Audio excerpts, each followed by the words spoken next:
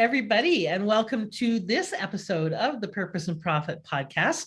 I'm your hostess with the mostest, Jeanette Anderson, and I'm really, really happy to be here today with Mary Chan, who is joining us from Victoria?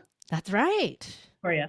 I was going to say Vancouver. I was like, no, further, further. Close though. And Mary is an ultimate expert on podcasting. So we're going to be talking about podcasting today and how to increase your credibility and influence using that. So that's awesome. And I think it's kind of funny to do a podcast about podcasting and how to be a podcaster and podcast. Yes. Anyway, so we're going to talk about that in just a moment. So welcome, Mary. I'm glad you're here. Thank you, Jeanette, for having me. Love your energy. It's very fun. It woke me up altogether. So we're going to be talking about how to use your voice to lead. So I'm going to give you the official bio on Mary, and then of course we're going to dig in and get some juicy tidbits from her. She doesn't know that, but we're going to get the juicy, salacious stuff, and then we'll launch into our topic. So Mary Chan is a podcast strategist, voice coach, and voiceover artist who believes in empowering you with the self-confidence to reclaim your voice. During her 20-year career in radio, coaching hundreds of radio announcers and small business owners on how to read a script and bring it alive off the page. She's heard firsthand how your voice is the key to connect emotion to emotion with your listeners to build awareness, credibility, and influence.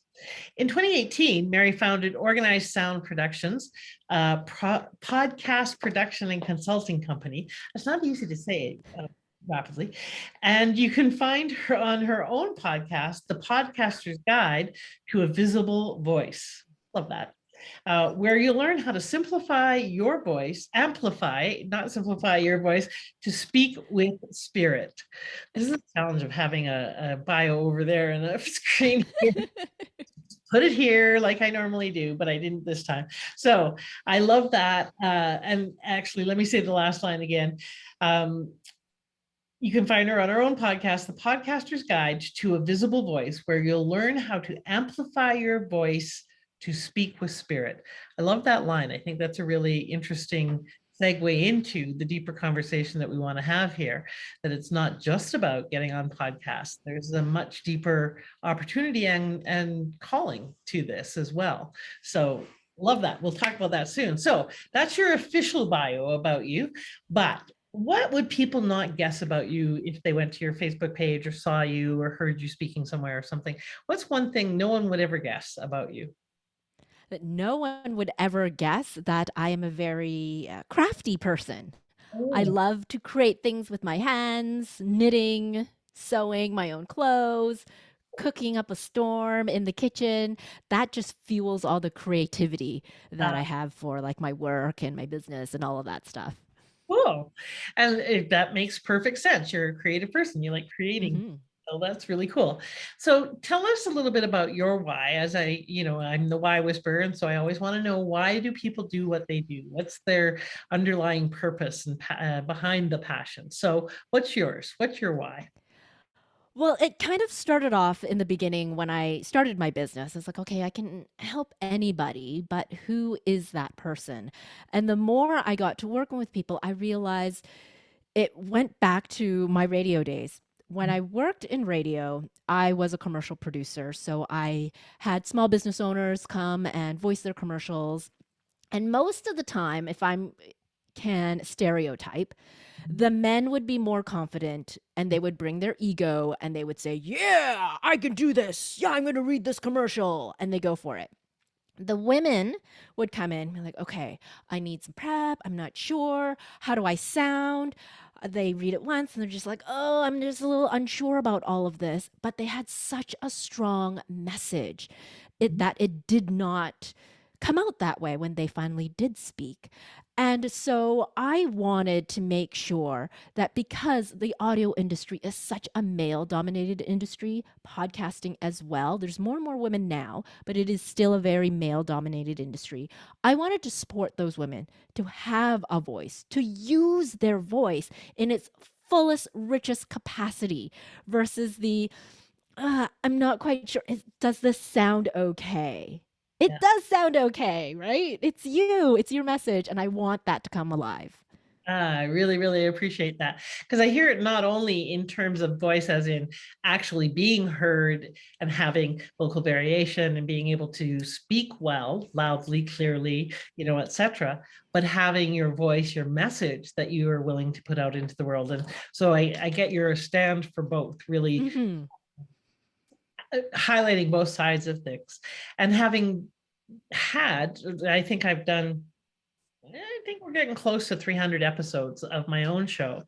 Um, I know that when I've got a guest on who is hard to hear, maybe they talk very quietly, or they're very monotone, or they have a ton of fillers and ums and I'm sure's and et cetera, et cetera. It can be a little challenging for the listeners and for me as a host to highlight and feature them in a way that makes them sound authoritative and clear and someone that someone wants to listen to. So let's start with the practicalities of voice. What are some of the things that you think are the big mistakes people make when they're on podcasts or on stage or speaking anywhere, even at a Hmm. networking event, standing up and saying what you do? What are some of the key mistakes that people make when they're using their voice, like literal voice? Yeah. And I first want to propose that there are no mistakes, quote unquote, because, we do come with ums and ahs in our natural speech, especially when we have a conversation. We're thinking on our feet, we're trying to think ahead, and that does come with some natural cadence, pausing, thinking.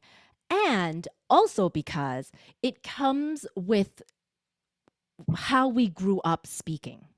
So when you were a child, did your community, meaning your family, the people you grew up with, your friends, the people that you watched on TV, how did they present themselves? And what did they say to you that made you first go, maybe I shouldn't say this? Mm, I should be quiet. It's things like that that are still carried with us to this day, so that we do have these ways of speaking that isn't necessarily wrong, but it is something that society has put upon us to say that this is how you sound professional.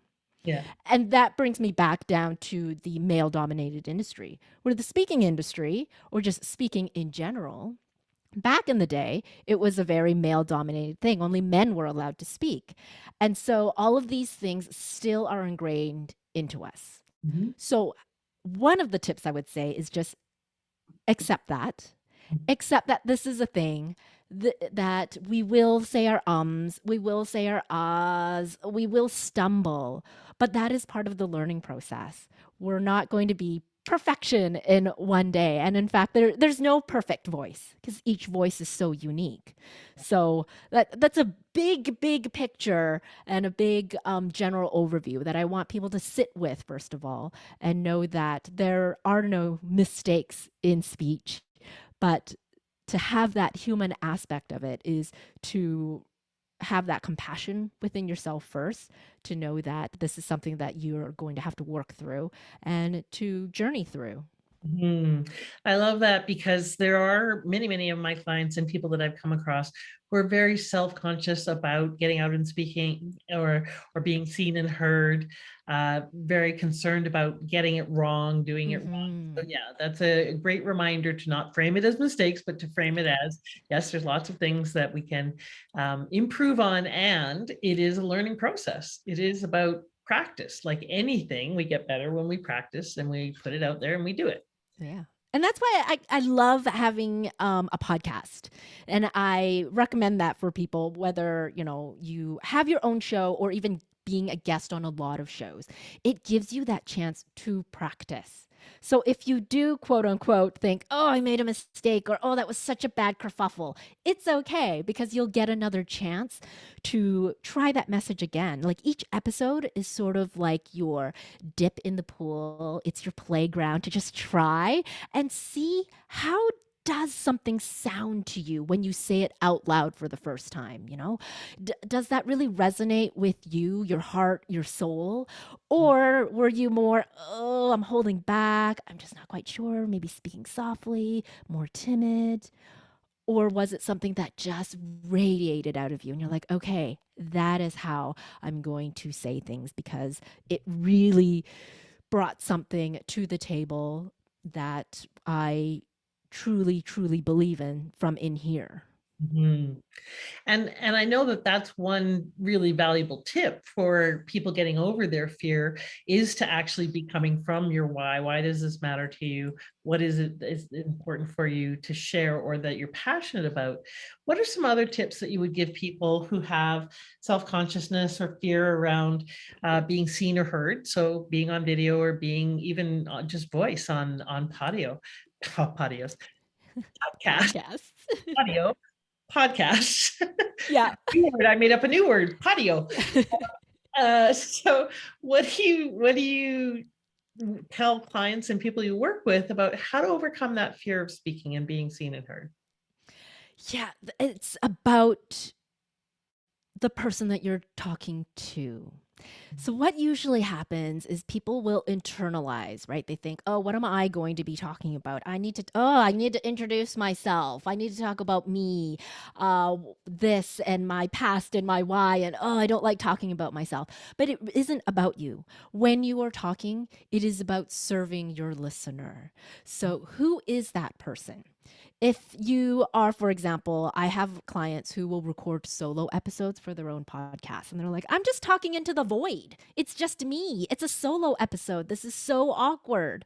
But I'm like, no, in the end, you are still speaking to someone. So, who is that person? You have to picture your ideal listener. And that way, you'll be able to either have a physical picture of them, like it can be somebody you cut out from a magazine. It doesn't matter. It doesn't have to be a real person.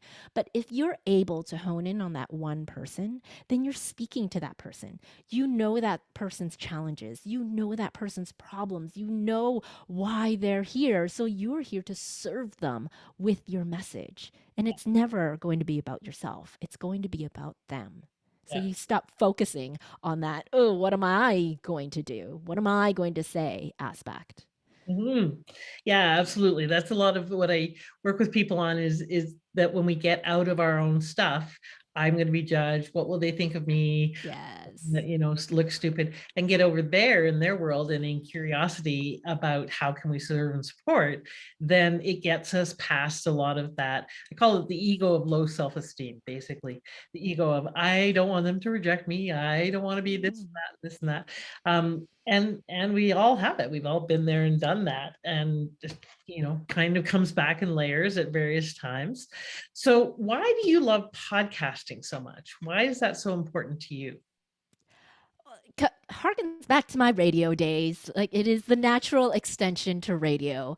And when I remember being in high school and not wanting to pay attention to the teacher, I have really long hair. I had much longer hair too back in high school. And I would like tuck my earbuds from my Walkman through my sleeve, through my shirt, hide it behind my hair, and just kind of sit there like this so I can listen to the radio and not pay attention to the teacher.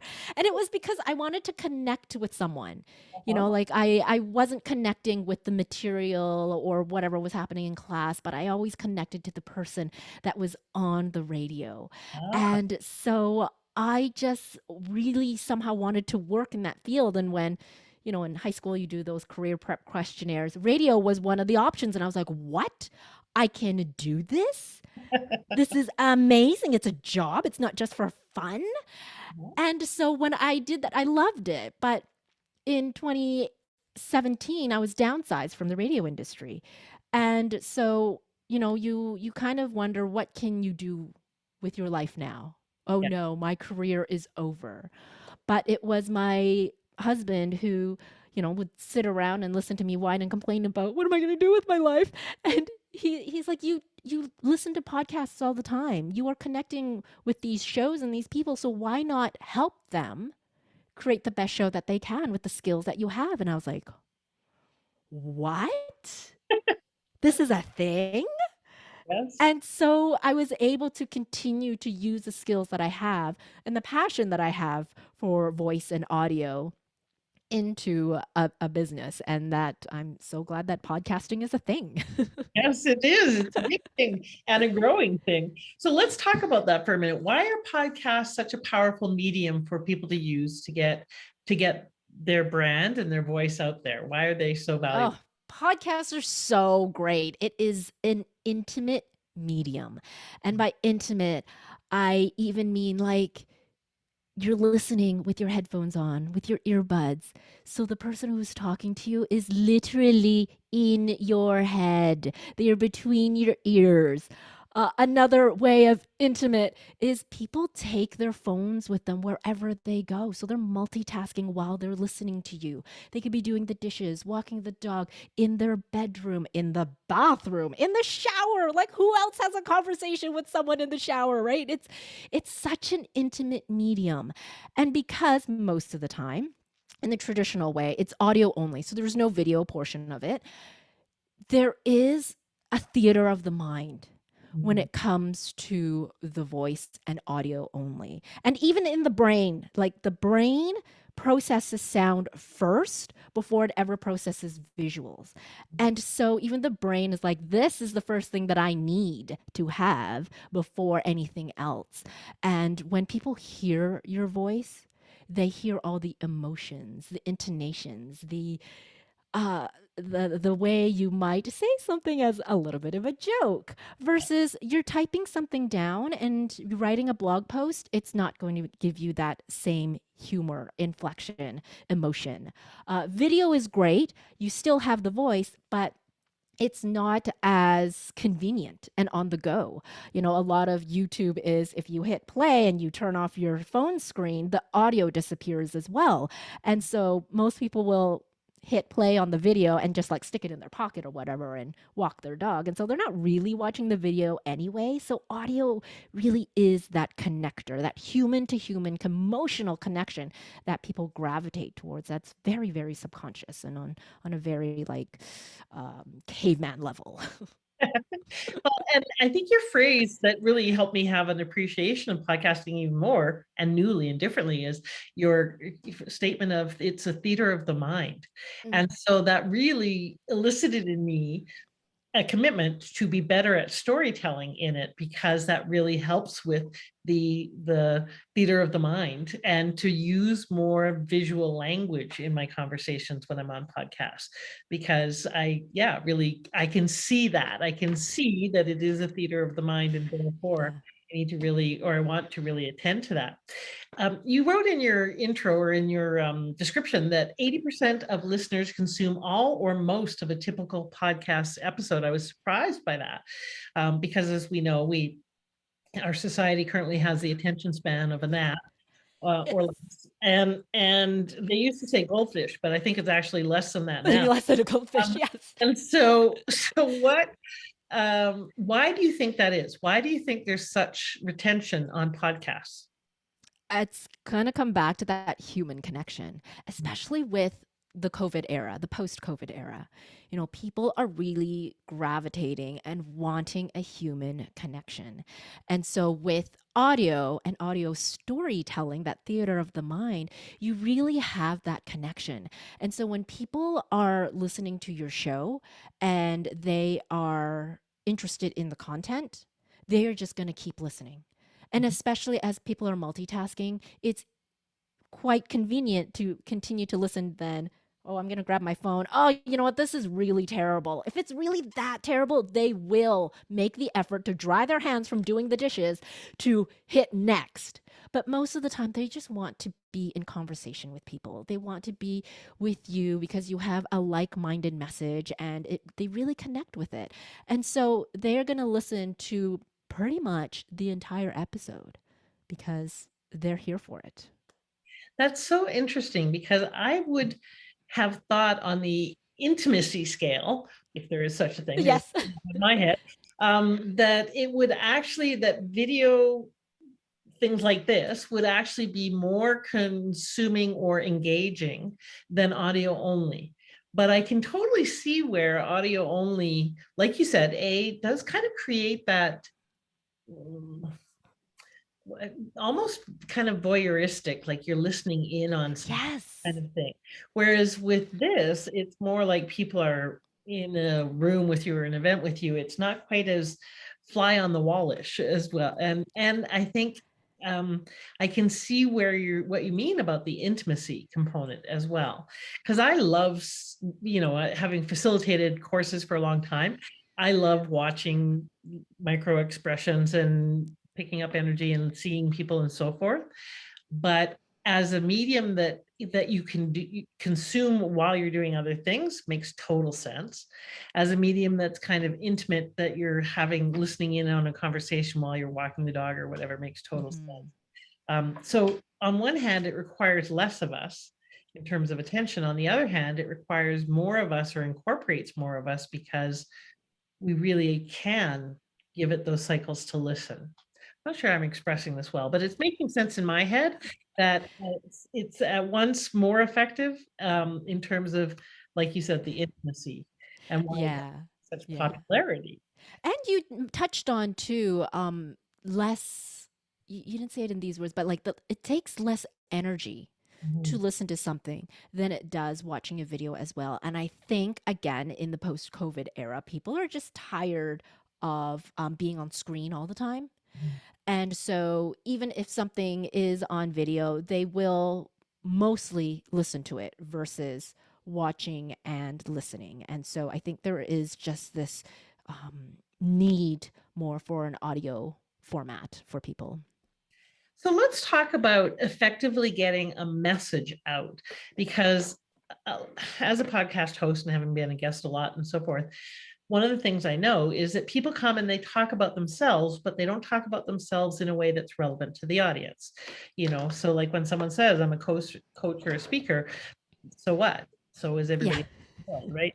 Um, and they tend to talk about themselves without a thought towards how to make that of value to the other person, how to make that accessible or universally kind of how to draw them in.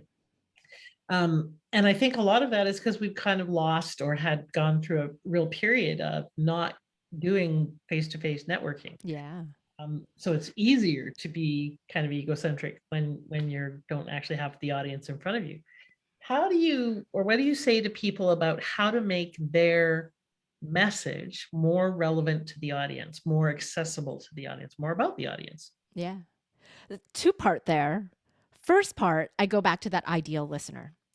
Even though we are, you and I, having this conversation and I am speaking to you, in the back of my mind, I am still thinking of who is my ideal listener because in the end, they are the person that is listening.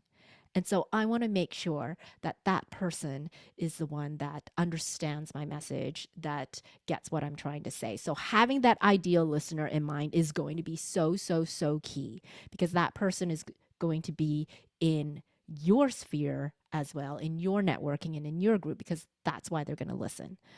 And there was a connection when we had initially chatted, right? So the ideal listener is there and they are waiting to hear what you have to say. Mhm. So when you do speak, what do you say? And it comes back to that human aspect. It's Mhm. sharing a story. It's sharing something about yourself that isn't a sell, sell, sell. I'm not here to make money and I'm popular and all of that sort of stuff that sort of comes with, oh, I'm going to be a guest on a show, ooh, shiny and full of stars. But if I am here to serve that ideal listener, I want to connect with them. So how does that happen? You share some story, a story that isn't just about me, but a story that connects to that ideal listener. Okay, so if that person is someone who has a challenge, what is that challenge? Do you have a similar story that you can share with them? Because the person who's listening just also wants to feel seen. They want to feel heard. They want to connect with you in a way that they're like, oh, I went through that exact same thing. Or, oh, that's so similar. It reminds me of this story when I did this. So the stories that you share again comes from that theater of the mind. You start having these stories that will then let your ideal listener go, this is what I see happening in my mind. This is how I am connecting with you. You resonate with me because now got these little pictures happening here and there. And it's the same stories that I hear in my own heart. And that's how I'm connecting with you. Love it. So tell us a little bit more about it. And I know this is a big topic, but what are your kind of top of mind tips around being a really good podcast guest? What do you see people not doing that they could, or what do you see them doing that's just brilliant? One of the things that people, I don't think they do often enough is their homework. Mhm. So in the radio days and now in podcasting, I teach people about show prep. And show prep, most of the time, starts with when you're the host of a show. And you have to, research your guest. Maybe if they've written a book, read the book, et cetera, et cetera. But when you're a guest, you also need to do some show prep as well. You need to kind of research who is the host, who is their ideal listener, who are they talking to? What are those people's problems, pain points, challenges? And how are you here to serve them? Is there something that you have that will help solve all those problems from that ideal listener? So I don't think enough people do that homework piece because they think, oh, I have a message. I already know what I'm going to say. I'm just going to rattle off the same things over and over and over again. But you need to be able to resonate with the host and answer their questions because not everybody's going to send you their questions all ahead of time, right? Like there's different shows do different things. And so you need to be prepared to think on your feet and to have that research done in the back of your mind so you feel confident in the moment to answer any potential questions that you think they might ask you. Exactly. And I have two quick things that I want to share about that. I was on a podcast recently and I did not do my homework on that Yeah. podcast. I normally always go and listen to at least 1 to 3 episodes and Yeah. skim through them, but I listen for the format and the style and so forth. And I didn't on this one. We had a bunch of book back to back, got on it, and he fired questions at me rapidly about deep stuff like what do you think your real purpose in life is, and stuff that if I didn't do that for a living, I'd have been kind of flummoxed about. And what moment in history would you most like to have been a part of, and stuff like this that really made me think. And had I not been speaking for 30 years and good on my fast on my feet, I would have been a deer in the headlights. And had I done the homework and known that that was his style, I would have gone in much more prepared for that and been able to show up. And the second thing that I'm going to advocate, because I didn't realize that most people don't do it, is after one of the podcasts I was recently on, these guys have been doing it for a long time. He had a production crew and so forth, very professionally produced podcast. And so I asked them at the end if they had a moment and if they could give me feedback on how I could have been a better guest for them. And he said, wow, that's a first. I've never, in the 5 years they've been doing this podcast, he or his producer, neither of them had been asked that before. And so that sets you apart as well. I also very seldom get a thank you email from people after having been on the podcast. And they won't do the promotion that I encourage them to do. So there's a lot Yes. of it to be a There's real a lot of guest things. that Yeah. people don't do, and there's simple things to do. They're really simple things to do, but most people don't do them. So Yeah. tell us a little bit about your services and how you help people be better podcast guests, and what do you do for them?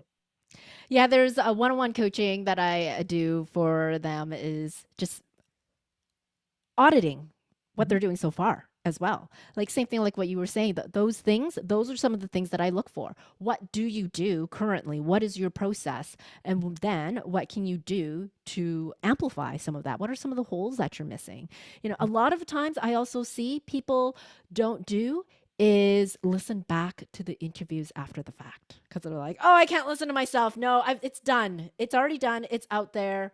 I'm moving on. But I'm like, no, this is such a great learning opportunity to hear again, maybe from the beginning, what we were talking about, like ums and ahs. Are you one of those people that speak like that? Is that something you want to change? If so, okay, we need to hear how you're speaking so far in the past. So it's a great time to review and audit what you're doing, and not just what you hear when you finally hear it, but do you remember what you did to prep for that episode? Like back to the homework piece. Do you need to do more prep?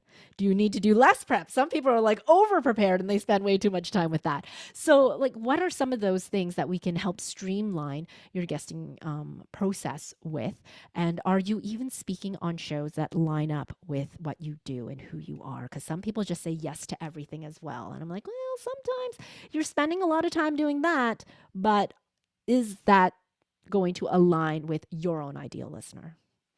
Absolutely. And I think to be a really good podcast guest, you want to promote the podcast. And so if that podcast isn't in alignment with your target audience that you're Yep. promoting them to, it really doesn't fit for your audience, for them, for anyone. So it really does help to be on the kinds of shows that your audience would appeal to them, or it's part of, them, their what they where they get value. Blah, blah, blah. First, Yes.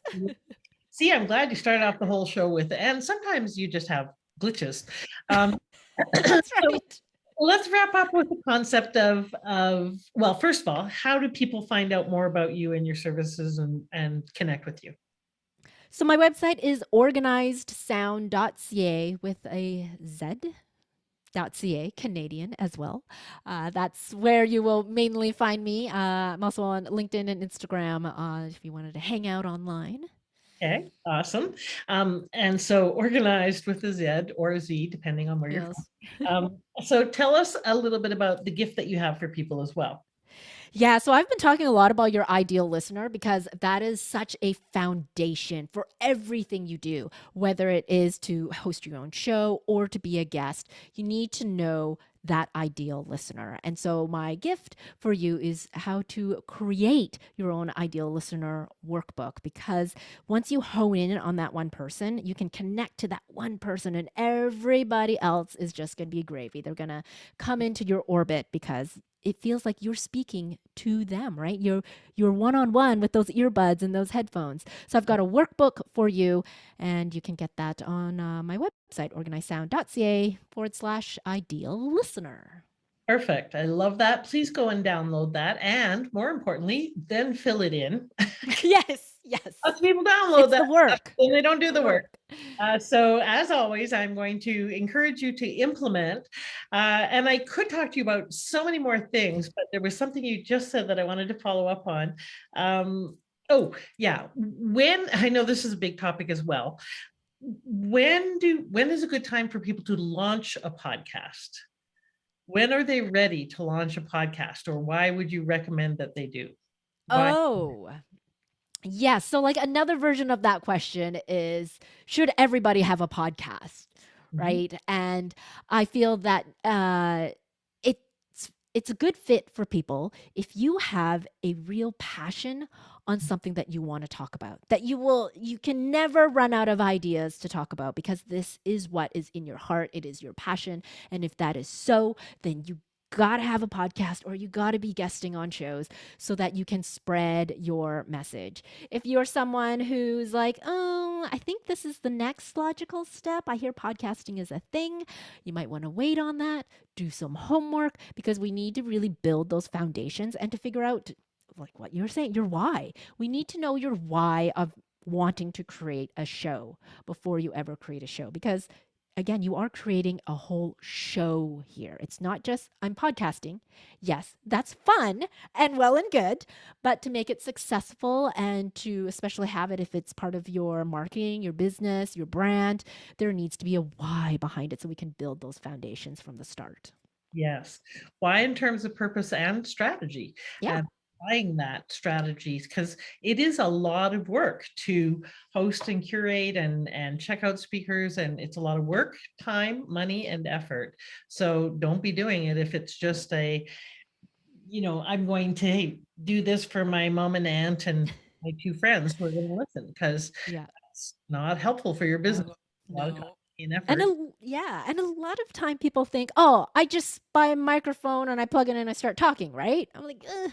Well, yes, but again, the why, the foundations, we need to set all of that stuff up. And then there's all the moving parts that happens when you create a show. How to book guests, how to set up those systems, artwork for creating your show, the title of your show. There's a lot of thinking that needs to go behind all of that. And so when I help people launch podcasts, that is all those things that we do. We build those foundations and then we go from idea to launch. And usually it's a 12-week process, but at minimum, you need at least 30 days because A, you need that thinking time. But B, there's also algorithms and things that need to happen in the background to set up your show that it's not just going to happen right now. Exactly, exactly. It is a shit ton of work actually, and it's helpful to get parts of it automated. It took a long time for us to book guests each week for this show.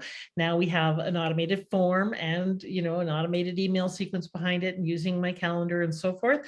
It's still a lot of work. We still then have to put it in our marketing lineup, get the marketing materials to them, et cetera, et cetera, et cetera. Okay, and one other quick question, then I'll give you the final word. One of the things you say is by using the power of your voice, you can skyrocket your awareness, credibility, and influence. So just talk for a moment about the benefit and this kind of this deeper strategy behind that, because it's not just something, oh, it's cool to say I was on this show, but how do we really use this to build credibility, influence, and actually have it turn into something? Because I have, again, seen so many people come on my podcast and not capitalize on it. They don't really use it for getting, marketing credibility or mileage. They don't Mm-hmm. their list with it. Like they're just on it because they think it's fun and cool. But how do you Right. really use this intentionally to build credibility, influence? So when you are on a show or you have your own show, one of the beautiful things is that you then get to talk about it, right? And so it can be on your website, it can be as part of your social media. I like to call that using it for social proof. And so when people are wanting to know more about you, they see that you are on these shows. They can listen in, they can hear how you talk, they can hear how you interact with people. And then they can realize, is this somebody that I really want to work with? Is this someone that will bring their knowledge to the table? And plenty of times, myself included, has happened where I've actually been contacted out of the blue. Someone's just emailed me and they said, "Hey, I heard you on this show. I would love for you to be a speaker on my next event." Mhm. So you get that automatic authoritative thought leader spark when somebody else sees and hears you. The other part is also when you talk about your show a lot or you have raving fans, when you have your own show, you can start creating raving fans. And I once had a client who was at a totally different conference than. Than what her industry was, but she was just there to learn, for her personal development. And she was just talking to somebody at a booth, and somebody ran up behind her and said, "Oh my gosh, are you so and so from the so and so podcast?" And she was like, "What? Huh? Hello?" You know, you get instantly recognized through your voice. Like the person ran up behind her. The person didn't even see her face. She just heard her voice. And they were like, "You, I look up to you. I listen to you every week." Like you just become that authoritative figure. So that it just becomes that instant intimate connection with people that you have. Yes. And I really love that and appreciate that notion of we send out ripples and we never know where the ripples will reach, but they can have a big impact for people that we may never ever expect, see, Mm-hmm. or anticipate. So it's Yeah. a way to put that out there even more so. Okay, what's one last thing you'd like to leave everyone with, even though I'd love to talk to you for another hour? That you have the permission from me, from the greater world, whoever, you have the permission to be yourself behind a microphone. Mm, So when you are guesting, when you have your own show, be you, whether that is a soft voice, whether Mhm. that is loud and boisterous, whether that is with all the ums or the stutters or whatever. That is you. That is your personality. Embrace it and be you. Mm. Thank you, thank you, thank you. I think that really is underscored by the sign you have behind you on your speaker there that says "Speak with Spirit." Yeah, speak with your passion, speak with your heart, speak with your authenticity, and then that is what makes you who you are and separates you from everyone else. Exactly. Thank you for your being a really good example of a great podcast guest, by the way, because not only did she give me lots of information when we had our first call, she showed up early, and Mary brings tons of enthusiasm, and speaking of building our credibility and our influence, part of the reason why I have people provide a gift every time is to help build their list so that people will opt in and get into their sphere and their world. So please make sure you have a lead magnet that you can use as a gift that adds value and will help you build your list, because that's another reason for being here. And she has that and does that very well and professionally. If you're thinking of how do I be a good guest, also connect with Mary, because she is she definitely walks her talk, and is an exceptional guest. So thank you for being here and for being a great guest. I love your enthusiasm and your passion for getting people out there so their voice can be heard. Yeah. Yeah. Thanks. Thank you so much, Jeanette. It was so great to chat with you today. Yeah, I appreciate you and appreciate your sunny energy and disposition too. Even if you are only listening to the audio, you can still hear me. Thank you so much, everybody. Have a bodacious week and go get some podcast guesting opportunities. That's a lot easier than you may think. Let your voice be heard out in the world so that you can increase awareness, credibility, and influence and be the difference that only you can be. Take care. Talk to you soon, everybody. Bye bye.